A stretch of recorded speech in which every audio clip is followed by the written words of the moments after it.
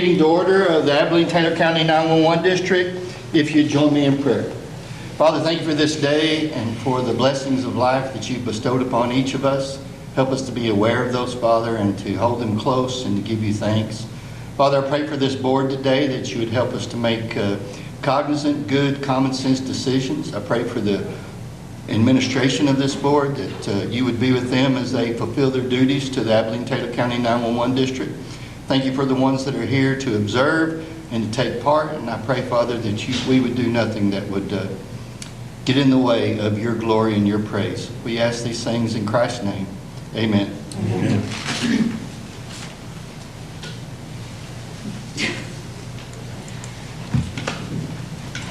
Pledge allegiance to the flag of the United States of America and to the republic for which it stands, one nation under God, indivisible, with liberty and justice for all. I pledge Honor the Texas flag. I pledge allegiance to thee, Texas, one state under God, one and indivisible. All right, we can be seated. Is there any public comment on any item on the agenda today?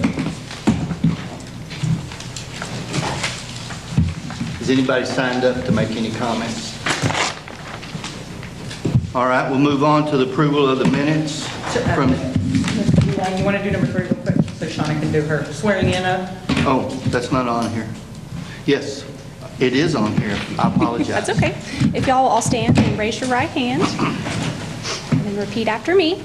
I state your name. I, D. Wayne Bush, Do solemnly swear Do solemnly swear that I will faithfully execute the duties that I will faithfully execute the duties of the Abilene-Taylor County 911 District Board of the Abilene-Taylor 911 District Board and will, to the best of my abilities, and will, to the best of my ability, preserve, protect, and defend preserve, protect, and the defend Constitution and laws the Constitution and laws of the United States and of this state, of the United States and of this state. so help me God. So help me God. Y'all are official now. Thank you. Thank you, ma'am. She did. She does it a lot. Now, since there's no public comment, we'll move to approval of minutes from September 29th, 2022 board meeting. Should have a copy of those minutes in your packet.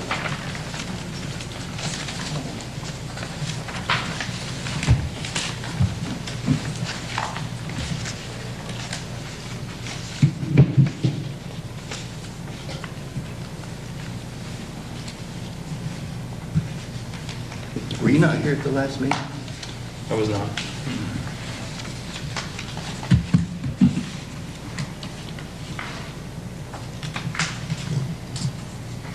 The chair will entertain a motion when y'all are ready.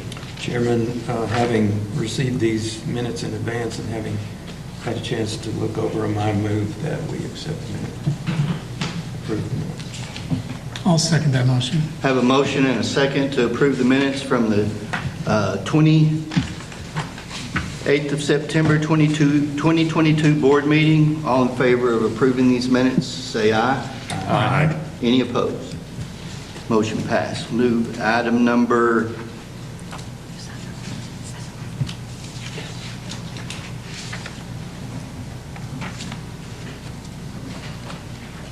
You're welcome, ma'am. We're going to move to item number 6. I want to introduce you to Troy Swanson. He's the current director of the Abilene-Taylor County 911 District. He's also the IT director for the city of Abilene. Mr. Swanson is going to give us a brief statement about the past, present, and our current status of the district. Mr. Swanson. Thank you, Chair and Mr. Bush. My name is Troy Swanson, of course, and I come to you from Alaska. I've only been here the last 5 months or so, and I've assumed the role of CIO or IT department director at the city, but is also the administrator of the 911 district. And to come to you with a wealth of information or experience in IT, as well as some of the elements of 911 and dispatching and CAD for police and fire departments. In that 26 years, I had multiple different leadership roles up there, and then prior to that, I worked for Lockheed Martin and Martin Marietta as an automation engineer on DoD and DOT and FAA contracts for nav aids and similar things for the aeronautic industry in Alaska. When I came to Abilene, what I came to realize really quickly with this 911 district is there's a large fiduciary responsibility to the fund that supports this district and how we take in revenue and expend those monies. And through this meeting today, you'll see how we've started to take some ownership of that at a higher level than we probably in the past. And we're trying to figure out how to make this a solvent program that really supports the 911 district and its mission. Along with that, I also have the staff at the City of Abilene that support like the 911 addressing function for this district. And in that history, what we've seen is a departure of employees from a high of about 4 employees down to now more recently in June, July to 0. So we've attrited out our current staff down to 0. We're in the process of entertaining and offering a position to a new applicant in that role. But to mitigate that, I've actually leveraged contract assistance or augmented staff through contracts to provide those functions. And that's working out pretty well for us. And we've been able to use that effort to start to improve the process. And one of the first areas that I addressed was customer service. So you'll see us as a 911 addressing function for the 911 district, improving that customer service as we go forward. So we're not seeing, or we're answering the phone regularly, we're getting back to people in email, and we're improving those practices and the metrics around that. That extends into the customer service element. I want to be very customer service oriented and have that relationship with all of our folks that are come in asking for service, that we're responding to them in a timely manner and we're getting them to the right information at the right time. We are improving the business practice. I mentioned that. We're starting to leverage more tools, and so you'll see us marketing a website address, for example, for 911 requests. So instead of emails or various phone calls and other methods, we're starting to direct them to a web address that actually allows them to request an addressing or map action item. We on the inside are creating a work item for that so we can track that more productively and whatnot. So as we look towards so that's kind of the current and a little bit of the history. As we look to the future, one of the things I'm going to be proposing is that we move to establish a long-range financial plan for the district that includes how we target the use of the fund balance and reimburse for various expenses amongst the 911 district. I think there's also an opportunity there to create some strategic vision. You know, what should be the 911 district's mission be and the vision be, and that's where we would elicit or solicit the input of where do we want to be as a 911 district in the future. And that'll help us plan proactively future activities and future functions and fund them properly and stuff. So as we move forward, I hope to instill that into the program and make sure that we understand where we want to land and want to be. That's about all I have. I would entertain questions. Turn it back to the chair. Questions from the board?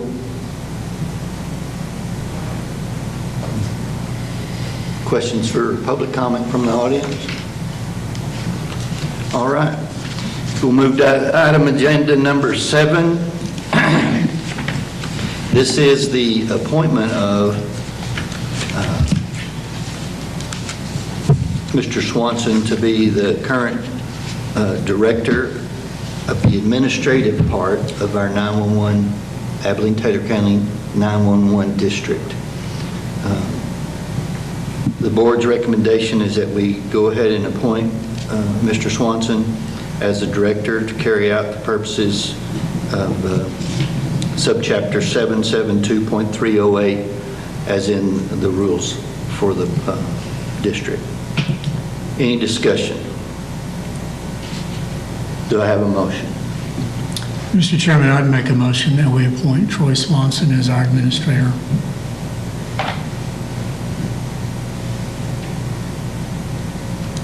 Second. I have a motion and a second to appoint Mr. Swanson as the administrator of the 911 board. All in favor say aye. Aye. Any opposed? Congratulations. Thank you.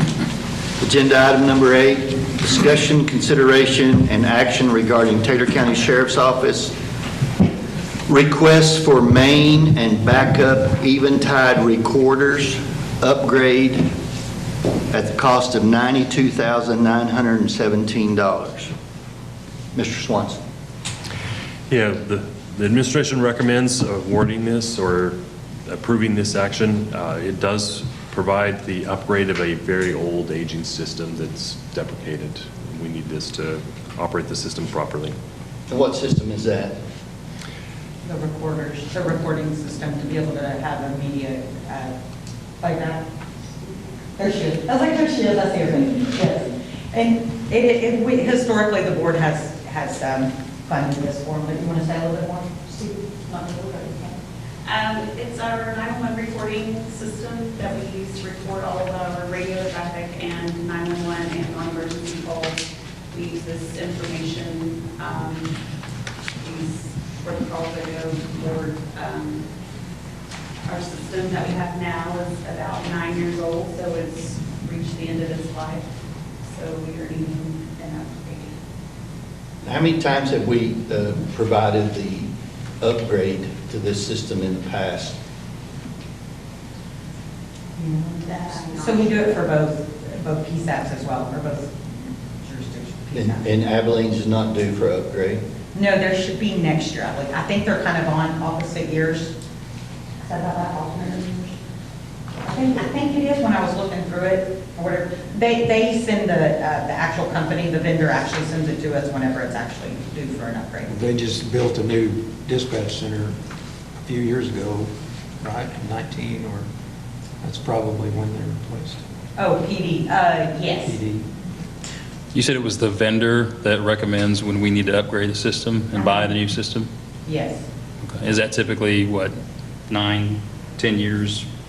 Or what's the increments there typically? So it's really, it's not a full upgrade every year that we do the renewal. What is it that we do on the renewal, the actual, that's just the annual maintenance?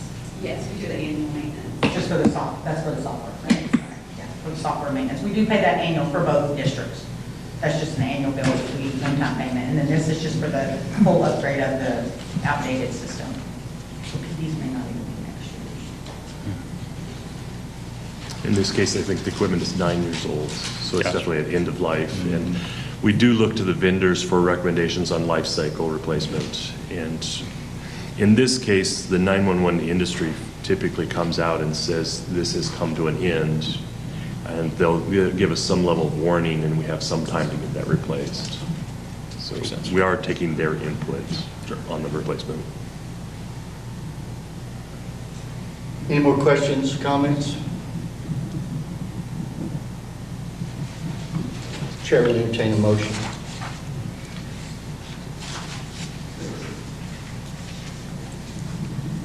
I make a motion that the district approve the Taylor County Sheriff's Office request for the main backup event tied recorder upgrade.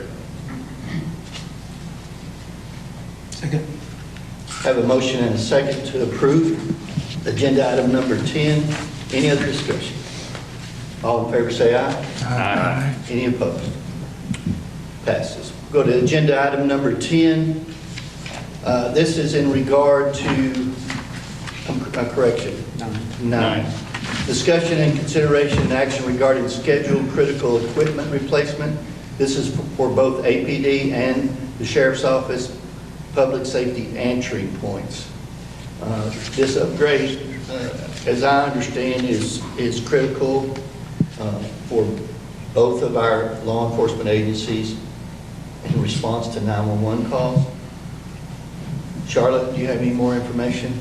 So really, it's kind of the first steps, the baby steps for the EZNet that we are transitioning to, which is pretty much redoing the infrastructure in our district. And we'll So- talk more about that in a few minutes. Yeah, or at the next meeting, the request for the special meeting will be more of the EZNet details. This is just to kind of get our equipment actually already upgraded so that we don't have to wait any longer on the actual equipment. And it'll take a few months to actually. And what does this equipment do? It's just the upgraded, the routers and firewalls and stuff that will be part of the EZNet infrastructure replacement architecture. And we can utilize this equipment, the PD and sheriff can utilize this equipment now before that upgrade. Yes, this is kind of the beginnings, yes. Okay, and so I just want to make sure I understand completely. Public safety answering points, which are what? Each one of the dispatch, the Taylor County Sheriff's Dispatch Office and then the APD dispatch. Okay, so does this have anything to do with text and all of that stuff that we're trying to get our dispatchers to be able to handle? It is. It has a lot to do with that. Okay. Any other questions from the board? I just noticed this says it's a replacement of equipment. Is it because it's obsolete, the other equipment? Yes, the equipment is pretty old, and in order to move all of it to the newer infrastructure, newer age stuff, and to be able to actually fully accept the video, like they can text in videos and callers can text it into the dispatchers and stuff. The equipment is mandatory. I mean, it's got to be upgraded or it's pretty outdated. Plus, it's a lot more secure way for them to actually receive it, for the dispatcher to receive the call and keep it secure and private. I understand, but, so even though the PD got new equipment a few years ago, that technology has made it obsolete, I guess. Yeah, this technology only lasts about 5 years or so, and this is it, the end of life for this particular manufacturer, so it's no longer supported. So the concern is that it has a security role with the environment, and if we lapse or become so old, it may cease to function as a security protection. So by replacing it, we've not only enhanced its capabilities, but we've sustained that security profile. So I'm reading here that this Palo Alto next generation firewall does not degrade as more security features are enabled, as I'm guessing, well, unlike most firewalls. So this should, what I'm reading, it should enable us to use this piece of equipment a whole lot longer without having to worry about what we've worried about in the past for the previous infrastructure. That is my understanding as well, and my experience, for what it's worth. In past environments, I've leveraged Palo Alto to extend life, so you don't have to replace them as frequently.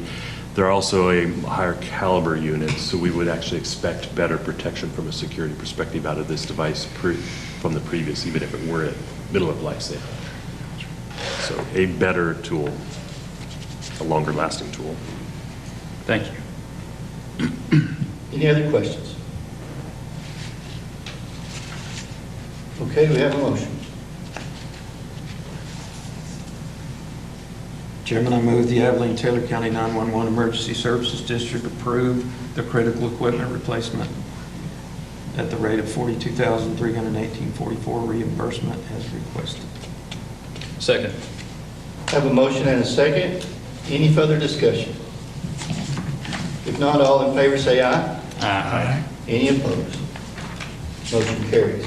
Agenda item 10, discussion and approval of special meeting on November 1st, 2023 for migration to the SENet NG911.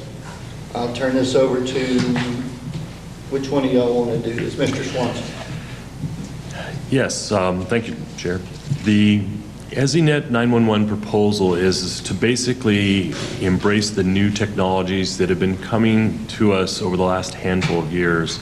And this is kind of the final conclusion of all those discussions and the technology that we need to employ at the city and the Taylor County PSAPs and the 911 dispatch areas. And what it really does is move so I'm giving a little bit of background, it moves the analog segment of the conversation in a dispatch call to that first mile instead of across the entire length of that call to the dispatch. And that means that we can create redundancy in the circuits and resiliency if we were to have disasters or whatnot. So, for example, we might be able to run one leg of that across a digital terrestrial line, fiber versus cellular data. So that's what we're basically moving towards. And it's a cooperative or collaborative effort between us and AT&T, who provide our 911 service. They're providing all that infrastructure. We have to provide some of the end gear and the ability to talk on that in a digital form. SENet is not a trivial project. I think in the past minutes what we see is that that's been discussed at the board here before, and it's had large cost figures thrown about, but our current estimate and the quote that we have right at the moment is about 1.7 million. So that's what we're talking about. In that quote, 1 million is for the city and about 0.7 is for the Taylor County effort. We believe we can get that discounted some as we move forward, so that price might come down. At the same time, I'm working with Charlotte to chase grant opportunities to fund a portion of that. And we need this extra time through the November 1st proposed special meeting, this next 30 days or so, to run some of that to ground and to provide a good final proposal on what that cost might be and how grant money might help us out with that. So that's why we're proposing the delay in the special meeting for that effort. I think we could entertain questions at that point. We do plan on having our AT&T public safety rep that's strictly dedicated to just our jurisdiction on site to be able to explain more at that meeting as well. And from what I've gleaned from previous conversations, this is moving us from copper to fiber optic. Yep, that would be another way. From also, what I understand is we are slightly behind the curve on this, and not the bellwether for any way in the state. And so this is something that's going to have to be done, and it's going to be a great expenditure for our district. That characterization is true, yes, sir. And the EZNet has been something that's been on the table a few times in the past couple of years, but where we're headed with the AT&T is we're getting to the end of life of their ability to leverage the past technology. So yes, we have deadlines and things that are coming and looming upon us. And we're still capable of meeting those deadlines without any type of interference in service in any way, shape, or form. Yes, sir. Any other questions from the board? So are all districts headed this way? They've got to do this? Yes, it's a move from, we could call it copper to fiber, we could call it analog to digital. There's different ways we could characterize it, but yes, the industry in general is headed this way. You've heard it called Next Gen 911, EZNet. These are all labels for a shift in the technology in the industry. And what it really is if you can imagine if you're a telco and you've got all this copper and analog lines, at some point they can't buy the equipment to support that function anymore. And so what they're doing is trying to purge their communications environment of all that analog copper capability. And so we all need to step into this future together, and this is our opportunity to do so with these folks. I assume this will involve training telecommunicators to receive. How do you feel about this, Stevie? Getting all these pictures and video and text. I think it can be very valuable, and I think it's something that is necessary. That's the way that the direction that we're heading, just with technology. With your callers, they're not always able to call you, or we can't necessarily see what they're seeing. So if this is going to lead us in that direction to where they can communicate with us in other ways, I think it's very beneficial. But this is the way that the industry is moving. Is the information received through this platform, is it able to be shared amongst other first responder organizations, or is it their CGIS compliance that need to be adhered to? I don't want to lie to you on that one. I'm Okay, sure. curious. But Thank you. MDTs, you could send it, I assume, to an officer's MDT, the pictures and video. Yeah. So it'll also, so it's a requirement in the state of Texas, but I mean, the deadline is, to start implementing it. It is a Texas requirement, but it will make it capable for all dispatch centers in Texas to be able to communicate, such as when they had the 911 down in Coleman County last year. That would automatically fell over to the nearest dispatch center, and that dispatcher would still be able to contact their deputies that are closest to help them, rather than having to make a post on 911 to call a different phone number. It'll have a failover where it'll automatically call the next closest dispatch. Well, they'll all be able to communicate with each other, all the dispatch centers. That's great for continuity. I like It that. really is. Yeah. I think that was great. When is our deadline? Like, when must this be done by? 26. But it has to be, because it is in phases, and it is going to take a long time You know, it'll take about a year probably before we get it fully implemented and the infrastructure completely done, but it is done in phases as well. Is the cost in phases too? Well, no, I wish. It'd be nice. No, what I'm saying is this total cost, or is there going to be added cost as we go? No, this will be the total cost.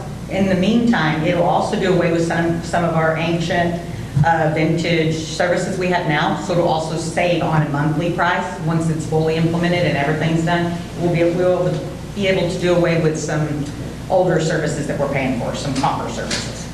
Thank you. Any other questions? Does this system, I'm assuming it also encompasses backup dispatch at the city as well? Okay. It will be all monetized. So the request for today is just to confirm a November 1st meeting, is that correct? Yeah, the motion would be, I would propose, is to settle on a November 1st date to entertain this and discuss it and approve the acquisition of this service. Very good.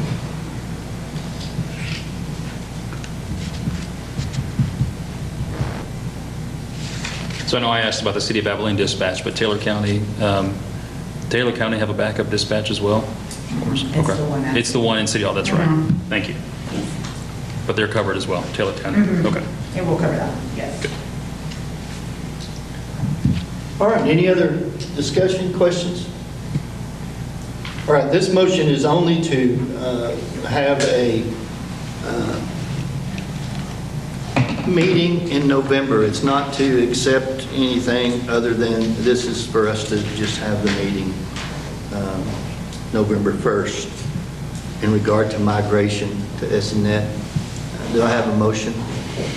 I motion that the board approve the request of special meeting on November 1st. I second that motion. Have a motion and a second. All in favor say aye. Aye. Any opposed?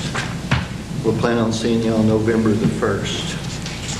All right. Mr. Dean, I wanted to add to on that, just so it's no surprise, on that agenda as well, we will also have the, we don't have all the details, we'll reveal that now. We will forward a proposed agenda that includes this EZNet, as well as any other things that come up in that interim time that are timely or necessary to talk at that time.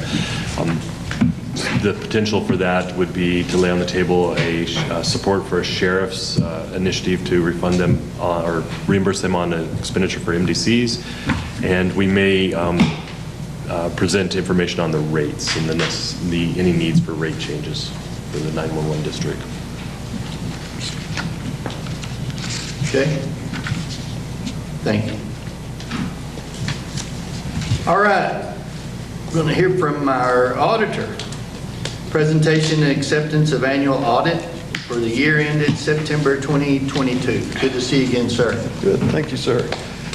Mike Raines, Finance Director for the city. What you have in your packet is the audit for the September 30th, 2022 financials.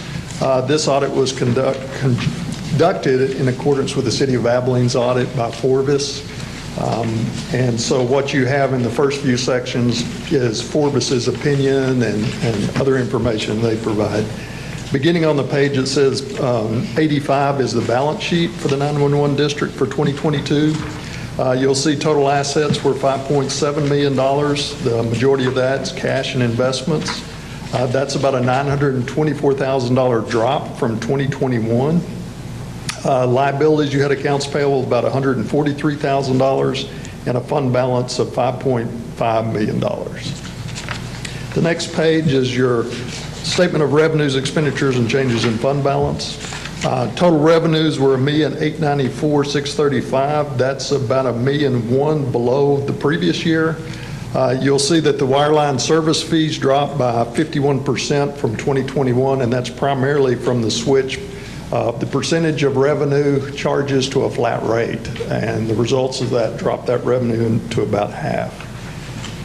Total expenditures were $2.7 million. That's pretty much in line with 2021, and so for 2022 you had a deficit of $836,680. With the beginning of fund balance of $6,397,000, ended up with a $5,560,000.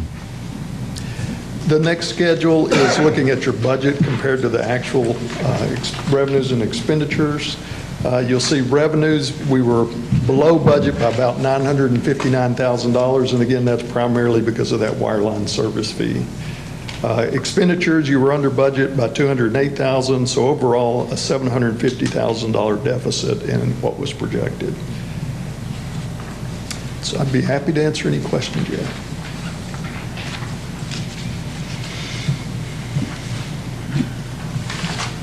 And you've done this, you've presented this for many years to the Yes, sir. 911 board. Yes, sir. Have you ever noticed a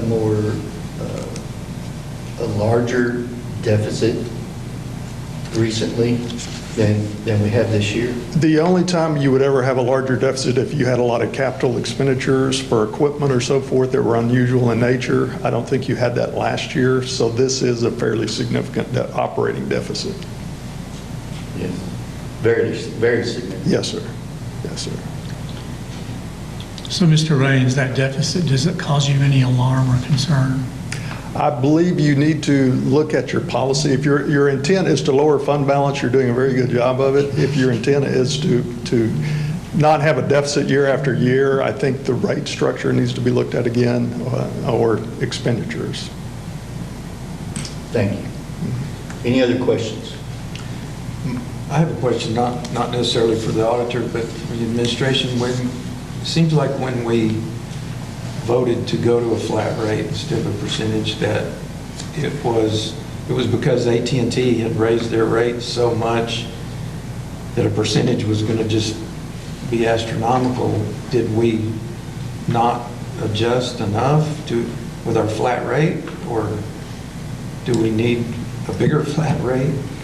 So Mr. Raines is correct. We probably need to do a rate study or figure that out. And what it is there's many dimensions to that. So the flat rate was probably a good concept, but then in concurrent with that, we've seen a very large shift in especially the commercial use of circuits.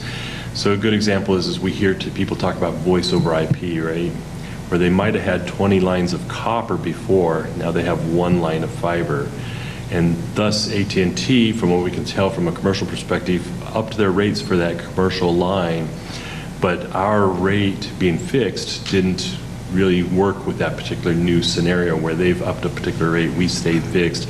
Now we have one line we're charging versus 20 lines. So that model has two variables right there that I've just explained, and there's more to it. So the story there is that the rate structure, the customer base usage pattern, and all things about that revenue stream have changed on the commercial side. The residential isn't much different. We're seeing a slight reduction in that as well, and one can assume that people are using their cell phone and declining to have a copper service in their house. So the same thing's going on there. So we do need to do a rate study. But also, as Mr. Raines alluded to, is we need to look at our expense stream. We need to take a look and see where our expenses are, where the heavy hitters are, and look and see if we have any low-hanging fruit to improve our expenses, lower our expenses. So it's a large model that we're going to have to take a look at. In the next agenda item, we're going to make some proposals around how to approach that. But I think the trend continues. As Mr. Raines has identified in the audit for 22, we will see through the pro forma of 23 some of the same facts and same experience. And we are continuing diminishing the fund balance at an alarming rate, given expenses. So using your example of a business going from 20 lines to one line, would it be prudent to consider going back to a percentage? That's a real possibility. The other thing is around that AT&C. From what I can see through Charlotte's lens, we've moved for somewhere in the 700 to 1,300 to 1,400 per business line with AT&T service. So the percentage would be of those numbers. And if you think about it, that's a fairly large increase on their side for service too. So yes, there is an opportunity. What it is that business model for those telcos is also recognizing the same paradigm shift too. They're having to charge more for their service to cover their infrastructure costs, not unlike us. Another spin in here, though, we have to recognize is through a survey instrument, we know that we're probably one of the most expensive districts in the state of Texas too. So one of the things I would like to balance in here as we move forward is that we don't necessarily want to be an outlier in those rates either. So thus back to the expenses, what can we do to mitigate some of our expenses? Charles mentioned some of the new moves in EZNet will allow us to reduce our copper footprint and those expenses there, but they're not silver bullets. They're not going to create a 7-figure expense savings. They're probably in the 5- and 6-figure range. So we have to look at the whole model comprehensively. Okay. And, just as a board member, when we fix this, we never want to get in this position again. That's a little frustrating to me. Yes, sir. And that's why I would propose on a go-forward basis that we create as a board and us as an administration to propose to you a long-range financial plan that includes a 5-year vision of how to sustain our district operations, but with a management fiduciary responsibility to the fund balance and our expenses and revenue that makes sense over that 5-year plan. Also getting out in front of it and predicting some of these events so these don't come up to us as a surprise. Any other questions? Did we not at one point implement some sort of strategic plan looking forward to save, and we talked about percentages of what would be the most viable amounts for us to charge, and I think we looked at the what would be in the coffers year over year. Did something major happen to cause us to deviate from what that plan was at one point in time? I thought this might have been something that Bob had mentioned in the past, maybe a few meetings back ago. Of course, I wasn't at the last one, so. If I may, I think previously the administration had some targets for fund balance usage, and they were targets, but we also had expense targets as far as we were going to reimburse programs, right? So that would be like a percentage of expenses around dispatchers, for example. But disconnected from that was the rate revenue and how we informed on rates. And then we have some of these technology shifts that we just did. So we have many dimensions to those things. And if you take any one of them in isolation, they sound good, look good, we can write them up and they work, right? Yeah. But I start putting that all together as one equation, and now it doesn't pencil out anymore. Sure. And that's kind of what we're living and breathing is. If we look at it in silos, as we did in the past, we can nod our head and approve. If we now look at it comprehensive, we're going to have to deal with something. And we see the evidence in that reduced fund balance and diminishing of the fund balance. That's our in-our-face evidence. Thank you. If I remember right, the trouble started when, I don't know, I started getting calls from businesses and citizens, well, businesses mainly, that the 911 fees were just astronomically high, and they wanted the board to do something about it. And I think the administration received complaints about that as well. And so in that process of fixing that problem, is that what's brought us to this problem? Yeah, in one silo, we could say that we used a flat rate to solve a complaint situation and a perception that rates were high, but in that silo, in that decision, we kind of ignored the other variables, and that creates a situation where the revenue isn't high enough to match the expenses. And we're going to fix that. We got to have a comprehensive plan, and in the next agenda item, I'd like to follow on with more detail on how to approach that. Thank you. Any other questions? Okay, this was the annual audit presentation. Do I have a motion to accept it as presented? Mr. Chairman, I make a motion we accept the audit as presented. Have a second? I'll second that. I have a motion and a second to accept the audit as presented by Mr. Raines. Any other discussion? All in favor say aye. Aye. All opposed? Motion passes. We'll move to agenda item number 12, discussion and approval of the revised 2023 and the proposed 2024 budget.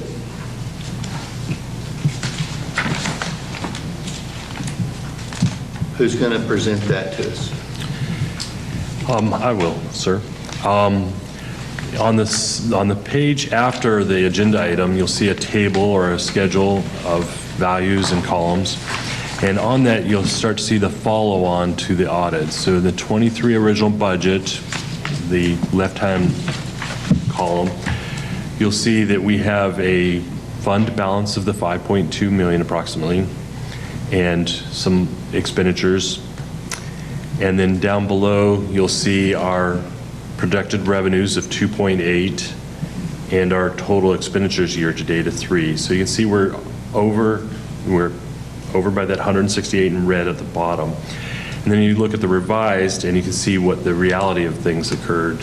So we have a higher set of expenses below, but a lower revenue. So that 1.879 represents what we've been speaking around the table about, is this, our revenue is significantly off from our projection and previous years. Our expenses are a bit higher at 3.3 million near the bottom, which means we're about 1.4 negative at the bottom of the table. And that means that we're diminishing that fund balance yet even more.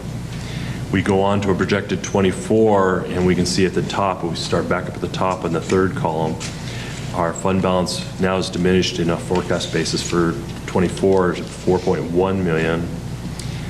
And our revenue we've kept level, not knowing where it's headed till we do some more analysis, at 1.879 million. And our projected revenue, our expenses at the bottom are still in that 3.3 million range, creating yet another deficit of 1.4 million. As you can imagine, that starts to eat away at their fund balance at a pretty aggressive rate. And so that's what we're speaking of here with regard to the revenue loss and our higher expenses. If you look in the expense area, there's a couple heavy hitters. Most of it's in the dispatch reimbursement, but we do have some in the telephone service, and that's where Shaw is helping us out, drum out the copper and get into the new technologies so we can lower those expenses.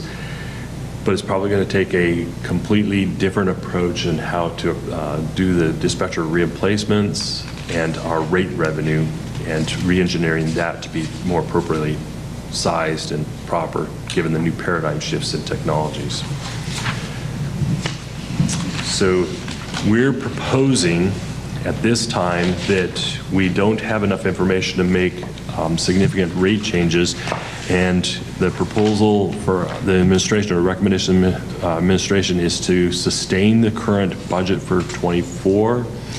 At the same time, in the next agenda item, we're going to propose moving the annual meeting to February, so in a couple months or 5 months' time, we'll be able to have better information on our rate structures and an informed proposal on how to change that up, as well as some recommendations on how to change up the expenses and how we're approaching technology and reimbursement of the programs at Taylor County and the City of Abilene.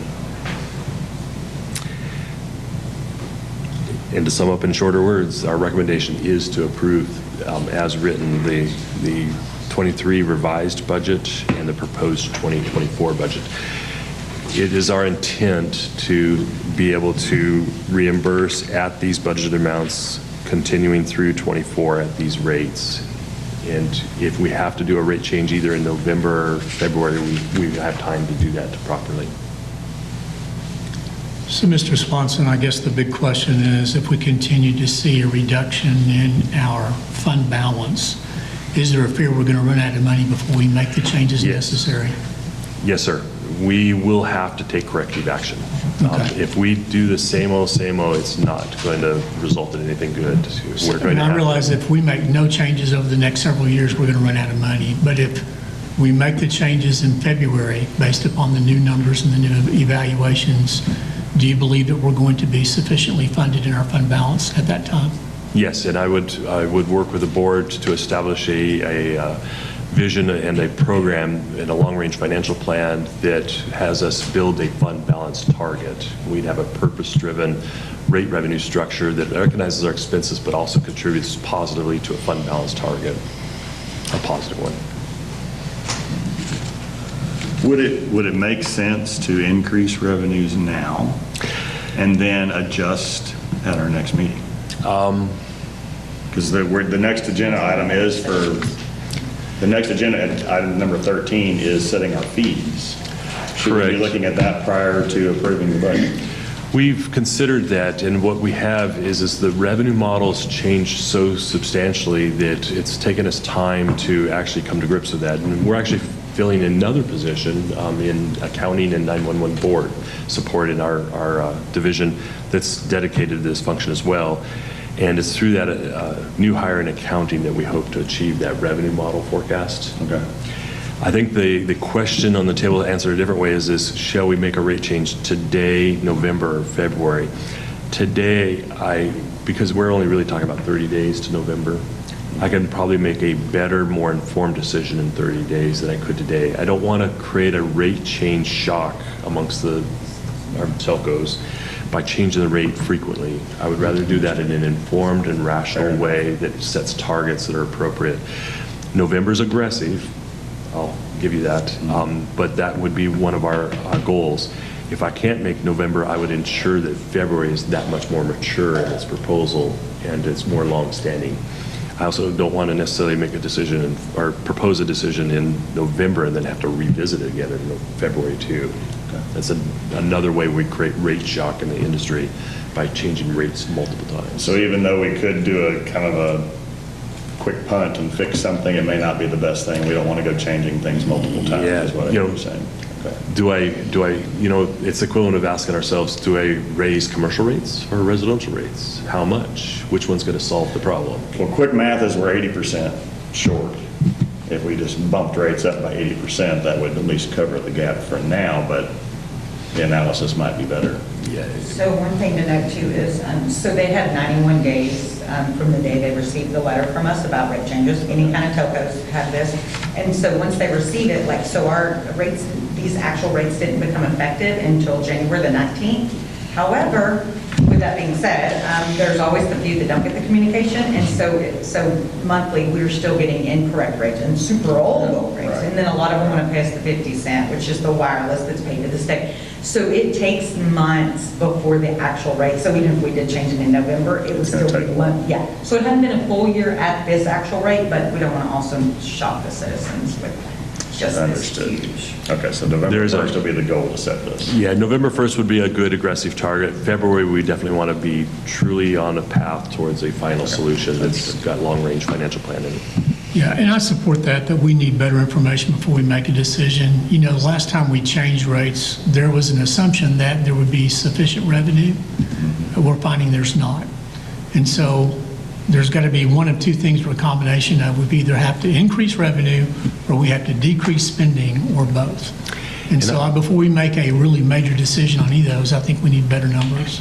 Yeah, yes, sir. And I would agree, and I would propose that I bring enough analysis to the table that it becomes a matter of math versus opinion or emotion or punting. And we can do that. You can be ready with that by February. I think November is aggressive. We're going to do our best to come to the table with at least some analysis. February, we would have a full long-range financial plan proposal. I have some questions. So as I'm looking down the total revenues, the total expenditures, you come to one that's COMM/RDR maintenance. Can you explain what that is? Yeah, Char's telling me communications and radar maintenance. Okay, It's and, communications, basically. okay, and when you say maintenance, what does that mean? Typically, it's when we end up with a vendor coming out to do maintenance to fix things or resolve problems and address issues that we've had with the systems. And they come out to where? Basically, our facility and Taylor, whoever they may be, and sometimes remote facilities, where the communications hubs are, PSAPs and the telco centers. Okay, so this money is going to vendors then who come and perform maintenance on things? Yes, yes, sir. Okay, is that broke down anywhere? Yes. Okay. Yes, we get bills. All right, then explain telephone service to me, because I'm not understanding why it's almost $500,000. So the telephone service is all all monthly invoices. So, we get the monthly invoices for all services, both dispatch centers, the volunteer, we pay other individual ones, annual ones, I'm sorry, single ones as well. But those are all combined really in just to the one monthly account. The one phone service is what they're all charged to. It doesn't necessarily mean their phone. However, this is, so we have like AT&T services that are APD and Taylor County Sheriffs, both PSAPs, and we just pay all of them in within, they all come to the PO box. We pay all of those invoices, but it's not necessarily for like an actual phone. It's going to be the services, the copper, the CAMA, and I'm not sure if you could actually do like it's the backbone, the infrastructure, but it's communication between the infrastructure for the communication between callers and all the stuff that's ran under necessarily. It doesn't mean it's actually an actual phone call. So the circuits you're describing, if we were to visualize it, is the telco operates a center there, and they have copper. Telco is telephone company. Yeah, the telephone company, sorry. The telephone company operates a center, and they have fiber or copper running over to our service, and it comes into our building. For each one of those communications opportunities, we pay a service or a invoice for that circuit.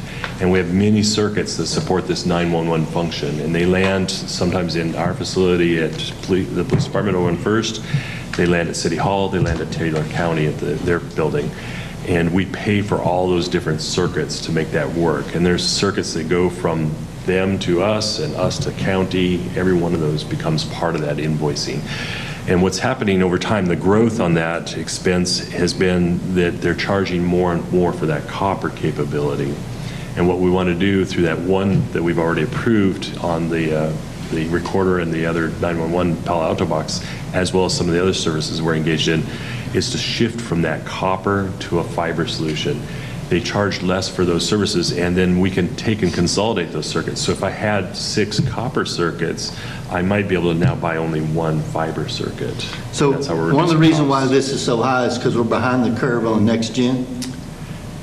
Next Gen gets us to from the telephone company, between them and their service in 911, this is our circuit from their telecommunications capability and us. So yes, we need to be lockstep with them.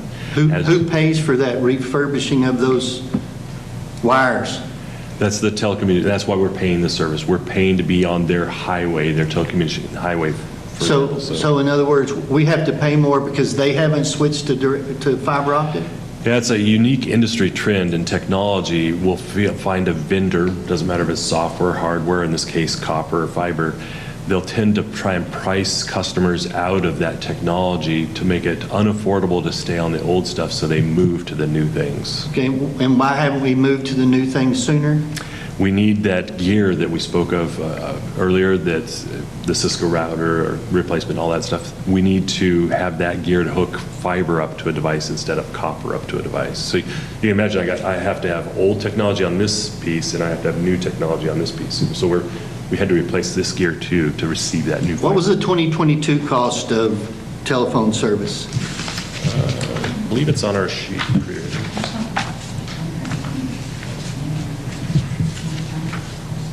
We'd have to get that for you. I don't think it's called out specifically here. Oh, wait. Close enough. It's called phone service and communications. 22 is 466, and 21 it was 432,000. So we've been at this rate for a long time and haven't done anything about it yet? Correct. Okay. This EZNet and the Next Gen is something Right. everybody's been talking about for the last 3 to 4 All right, 5 what's years. wireless monthly recurring?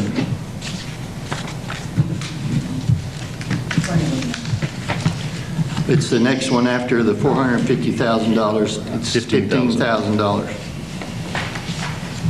That's just a budgeted amount. 2023 was $15,000, and you budgeted for 2024 also at $15,000. What is that? That's just the amount. It doesn't, that's not necessarily the exact amount that was spent. That just means it's a monthly amount that's in there. We don't really have any wireless because they're all into just the phone service, which is just, If we don't have any wireless, why is it in the budget? That's just historically how. We have a We've had wireless expense in some of the services. They use wireless to transmit some of the circuits. And in the past, in '22, the expense was $5,381. So Charlotte's right. We have a $15,000 budget to incur some wireless expenses. So we They should hadn't be paid trivial. anything out of that this year? I don't have 23's number. I don't think we have. Yeah, I don't think so. Okay, thank you. What's professional services? It's got little 2 dots down here. It says include share of annual audit fee. Is that the annual audit fee? That is included. However, the 17,692 is just, that was, the reason it was in the 23 is because it was a carryover from a monthly bill that had actually, that just got incorrectly put into that one. That's actually a monthly bill. That's No, called the Gigaman that's the bill. next one down. The professional services, what I'm trying to figure out.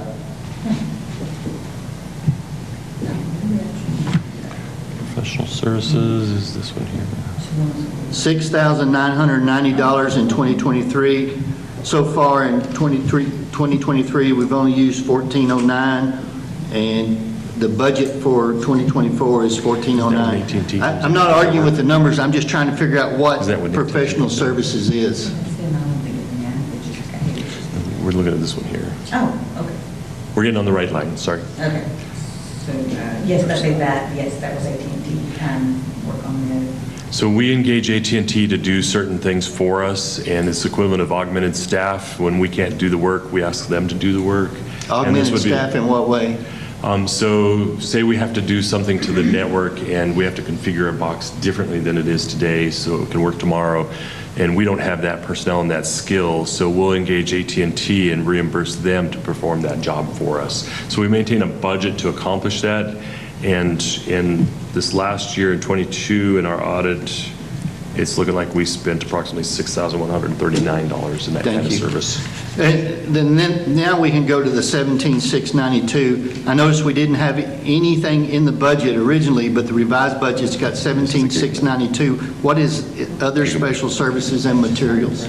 So this is an incorrectly coded expense that we're trying to correct. It's called Gigaman. It's one of those copper circuits that got billed in the wrong account stream. So it's shown up here as an expense, and that's what our budget is. And it goes where? It's supposed to be in the telephone services. So telephone service went up $17,662. Yes, when we get that corrected. Okay, why didn't we just go to negative? Never mind, that's okay. Okay, if we go down to employee training, whose employees are we training and what are we training them for?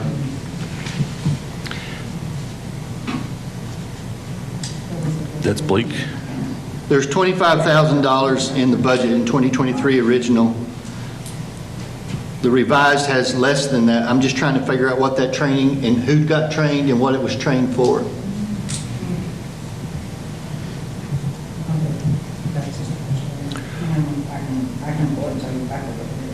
She's pulling up the numbers. We only had one individual employed at the time that was billing to this cost center, so my guess is she's looking up the numbers. We have a gentleman by the name of Blake that was part of our GIS technicians, and this would have been the training for him. Like continuing education. Yeah. In the Esri software suite, we try to basically keep those folks up to speed and train them to the technology. Blake, who's no longer with us, Yeah, nope, he is not. took the training and ran. Okay, I understand that. Then let's go down to allowance mileage. What is that for? That's $2,100. Where did the mileage, where did they go and what was it for? That's strictly, that's going to be for the, just going and doing any kind of GPS coordinates if they do the job, for addressing. It's strictly for addressing, For traveling to the location? Yes. Okay, and who did that this year? Well, that would have been all Blake. That was all Blake this earlier this year. Okay, Using a personal vehicle, sounds like. but, No, he's in the 911, or the logo's on there, the Abilene. It's a city- it's a city District vehicle. logo. So why are we paying It's- mileage? that's what that's why I'm asking. We pay mileage for the, No, it's not mileage, it's just fuel. It says expense allowance mileage. I'm just trying to figure out what it is. Okay, we'll go on from there. I don't want to take up everybody's time so far. Let's go down to 911 admin and GIS services, $200,000, $200,170. Did we write a single check for that? No, a single check for the admin services? 911 admin and GIS services. Did we write a single check for $200,170? No, it's done monthly. It's a monthly, and that goes to who? That's reimbursed back to the city. Okay. For admin. Can you break that down for me, please? At the moment, I can't. I just can't get mine to come up at this very moment. I can tell you what the, I'm trying to figure out where that $200,000, I'm trying to figure out how it gets spent.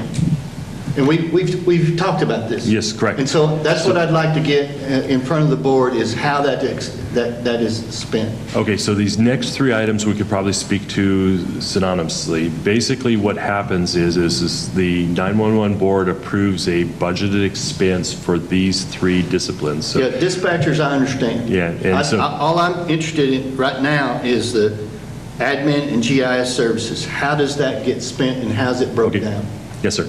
Specifically, that basically is budgeted amount, $210, $370, and then it's paid monthly on take that total, divide by 12, and it's paid to the city of Abilene for the labor.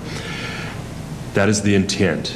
The reality of it is on the other side, from an expense perspective, the city of Abilene has endured a certain expense for those services. So Blake, for example, is the name we throw out. He only worked for us approximately 6 months. We would only have 6 months of his expense on our financial statements. But at the same time, the board is reimbursing us for the full expense of that effort for the whole year. And this is that part that I was proposing that we change in the February meeting is we need to look at this proposal on how we reimburse expenses of labor to be one that's driven by the expense itself versus the budget for that. And so what this does not recognize is when we have vacancy, we have turnover, if we have people take long leave without absence or anything else, that expense is not endured. So then shall we be reimbursing that agency for those services if they're not being provided? Yes. So I would still like to see that breakdown. Y'all can email it to me. I'd just like to see how it is. The board, since I've been on the board, we've never voted to give the city of Abilene a lump sum amount. We've never done that. Right. Not since I've been on the board.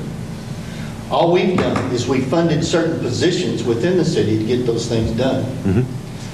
And from what I gather, because I hear from the COG, I hear from citizens, one of the things that's frustrating to me as the chairman who gets phone calls about this is, why are people calling the COG to try to get a 911 address? Because they have their own 911 district. But it's us. And so obviously there was an issue somewhere. What was that issue? Okay, specifically COG has about 17 districts, if I remember right. Yeah. I just want to know what the issue was with our district. With our district, why wasn't that phone call being answered is more or less the question. And that's what we're finding is when we went to re-engineer that work practice, what we're finding out is we didn't have the necessary resources to fulfill those The commitments. resources or the personnel? Personnel and And so, system. and so we as a board dropped the ball by not giving you all the personnel that you needed, right? I think the reimbursement rate here is sufficient. What we need to do is make sure that the program was being administered properly. And that means having the right number of people and the right skills and performing to a service level Okay, expectation. so how many people, I'd like to know from past whatever, how much money we give to each position, and I'd like to know when those positions were filled or empty, so that we know we have a good accounting of this money. Yes, sir. And I don't understand that right now. Yes, we can provide that Maybe detail. Mr. Rice can help me. Well, I think that what the board has done is they have basically funded services. But what has happened is as people have left the city of Abilene, we have not been able to fill them because there are not qualified candidates out there to fill that. So how do we fix that? Well, I don't know that we can fix that immediately, but one of the things that Mr. Swanson has done is he's reached out and he's created a relationship with the consulting firm to then backstop that and provide those GIS And who's services. paying for the consulting firm? The IT of City of Abilene is right now, and And that's going to include the 911? yes, so Administration. the predominance of their work is backstopping this service and making sure this service is stepped up. In my opening remarks, I alluded to the fact that we've had to change that program up with the attrition out and the loss of all the personnel. What we've done is replaced that internal capability with an external, I call it augmented staff, they're contractors that are able to perform that skill for us.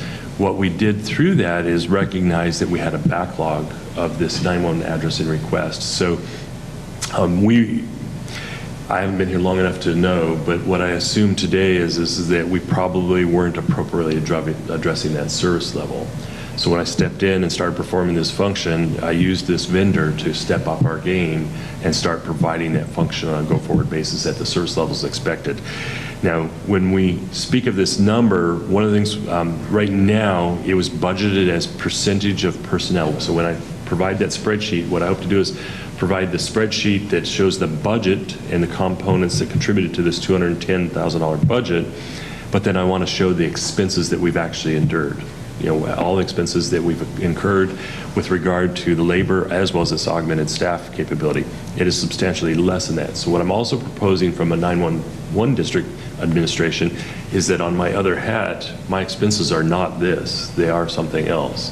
And what I want to do is right-size this to basically demonstrate a fiduciary responsibility that we're budgeting the right level for the right levels of service, and then when they have those expenses, we're reimbursing for the actual expenses, not to a budgeted amount. So The reason why this came up to me is because it still focuses on my brain. The board voted specifically one time in years past, and this is immaterial, but this is why that I'm curious. We voted specifically to give Mike Saxton a raise. Mike Saxton, I don't know that he ever got that raise, and according to him, he didn't. Where did that money go that we voted to give him? Did it go into the 200? Back in the day, did it just go into the Abilene coffers? yes, sir, the money as a revenue from the board to the city just goes into the Okay. labor budget. Well, I'd sure like to see, before the next board meeting, I'd like to see a breakdown of that $200,170. And that is the budget, and I will also provide the expenses for what that was supposed to. And then communications and radar equipment, can you explain that one? The last line item.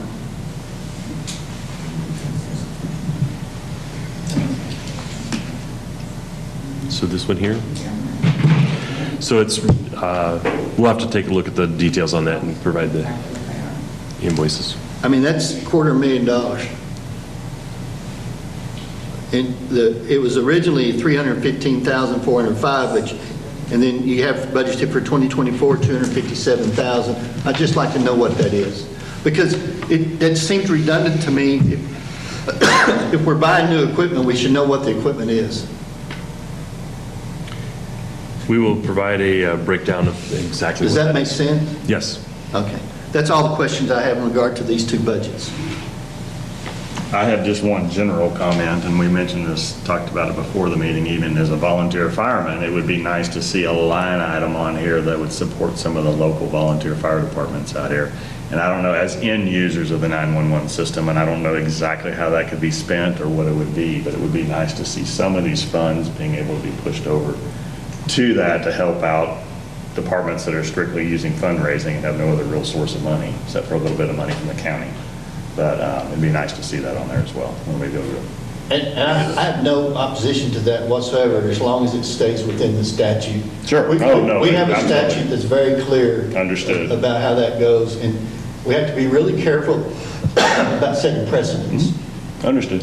And one of the precedents that we don't want to take, that this board has accommodated in the past, that this is a pool of money that's just out there free for all. No, but volunteer fire Because departments. we're seeing the end of that now. Right. I understand completely what Okay, you're saying. yeah. And As an end user. I'm 100% Yeah. on board with that. Okay. Yes, So sir. Just right off the top of my head, though, so who is service, who's service, however it's called? I guess it's shared between all of y'all volunteer? That is one that we do, we just now made the renewal for that one. Who's responding? Who- I think who's it's the responding? app that we can use on our phone. Yes, Okay, all right. kind of a little comparison, and then and all the volunteer, and it came directly from Aaron Maxwell, is who actually sent Right, it. okay. I think he's the Potosi one as well. So anyways, he said y'all done the survey for a few months, and then that's the one he's saying, but that is an annual renewal. I just happen to remember, we just now renewed that. Okay, Yes, sir. okay, good to know. Okay, good. Yeah. Any other discussion about the proposed revised budget for 2023 and the proposed 2024 budget?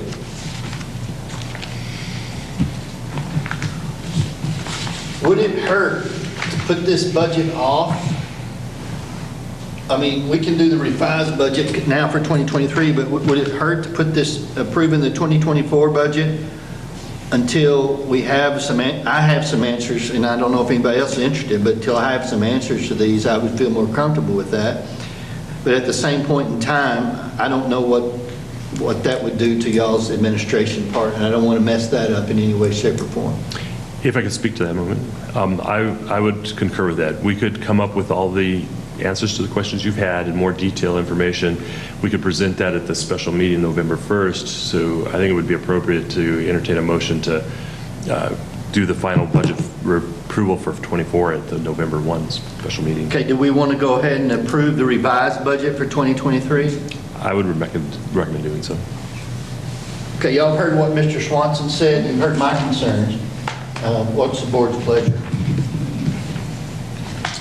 As discussed, I move we approve the administrator's recommendation of the revised 23 budget and postpone or table the approval of the 24 budget until the special meeting in November.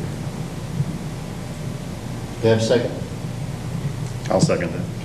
Have a motion and a second to approve the revised 2023 budget for the Abilene-Taylor County 911 District and put off approval of the 2024 budget until the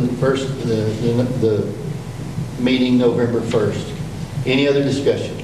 Just one question, and I don't know if this is a legal question or not. If the budget is not approved, do we have the statutory authority to spend any money beginning October 1st? I don't know the answer to that question. Is our fiscal year October to October? Yes. And that's why I ask these questions. Who would know that? Ms. Messer, would you have an Yes, answer? I would think that you need to make a decision now,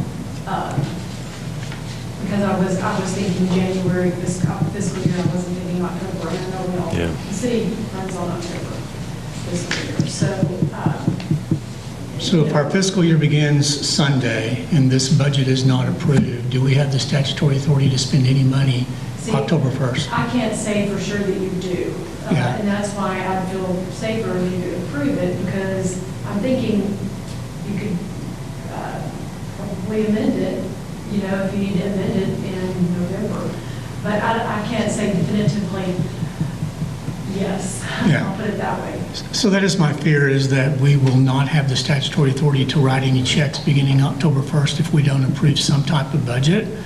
We always have the ability to come back and to amend that budget based on the answers to all the questions, which can be done in November or after, depending upon when the board is comfortable. I'm a little hesitant to approve tabling this until November, and then all of a sudden we're in some type of statutory violation of spending money without the budget to give us the authority to do so. Yeah. On second consideration, I would agree. Is there statutory, what is the statutory?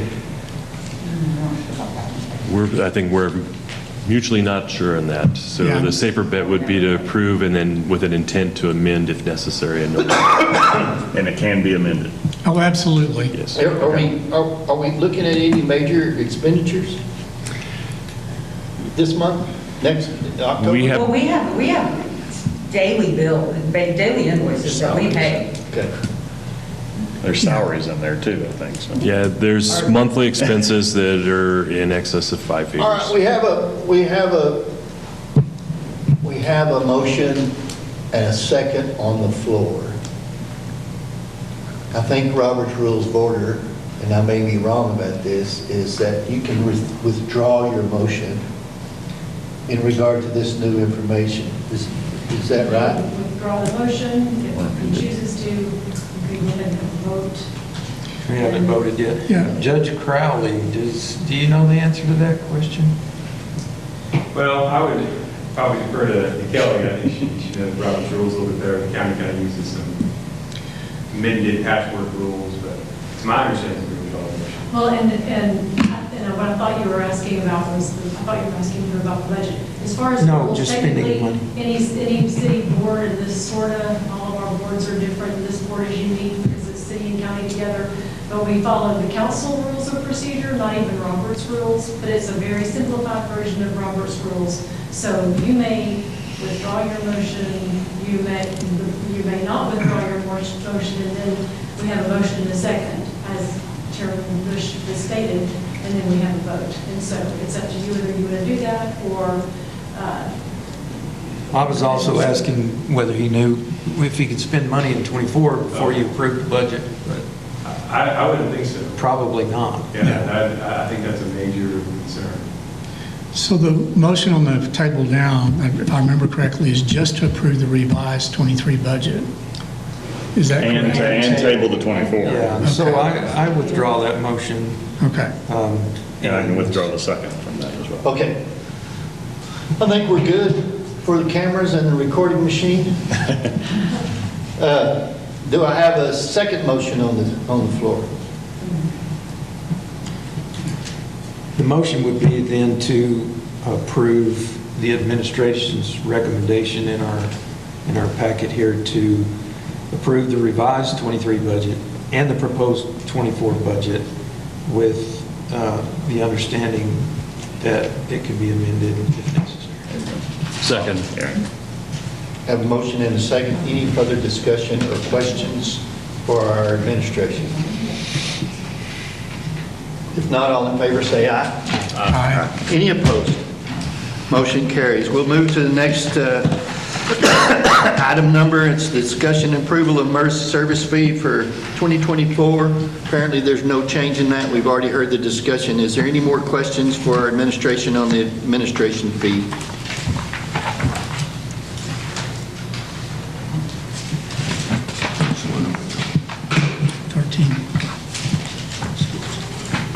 All right.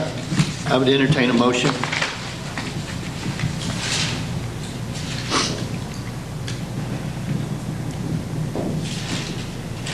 Mr. Chairman, I would move that the Abilene-Taylor County 911 District set the fiscal year 24 service rates as $1.68 per residential line, $8.70 per business line, and $8.70 per trunk line until the next board meeting.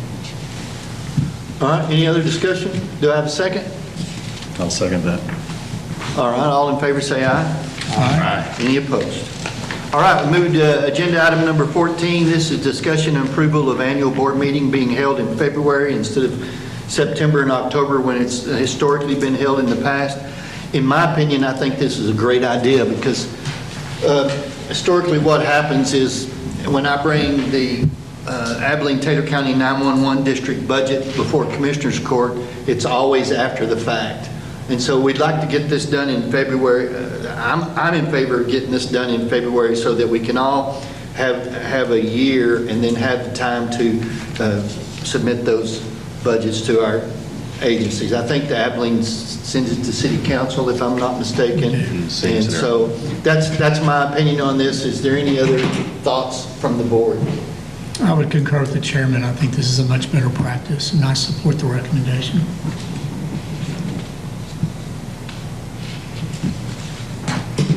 All right, if there's no other discussion, do I hear a motion? Mr. Chairman, I would move that we move our annual meeting to the month of February. I'll second that. Have a motion and a second to move the annual meeting to February. All in favor say aye. Aye. Any opposed? Motion carries.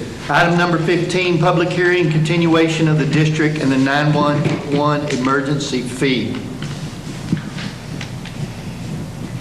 Go ahead, sir. We would entertain any public comment or input on the emergency fees. And if there's anybody who would like to speak to that, or we could answer any questions. Okay. Thank you very much. I don't think there's any action to take on that line item. Do I hear a motion to adjourn? So moved, sir. Second? Second. All in favor, say aye. Aye. We are adjourned. Thank you for your service to this board. I appreciate it. Thank you to our administration and the hard work that y'all have done. Thank you to the people that came today that are involved in service to our county and to our city.